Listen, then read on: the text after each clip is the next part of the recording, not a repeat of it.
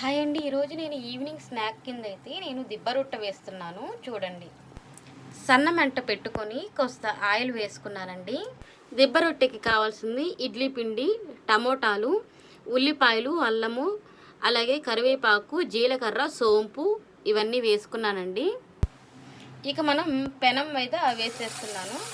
చూసేయండి, చాలా టేస్టీగా ఉంటుందండి. ఇలా తింటే చాలా హెల్తీగా ఉంటుంది. ఎందుకంటే సోంపు ఎందుకు వేస్తున్నానంటే ఈ మధ్యకాలంలో నేను సోంపు చాలా బాగా వాడుతున్న దగ్గర నుంచి నాకు గ్యాస్ ప్రాబ్లమ్స్ అయితే రావట్లేదు.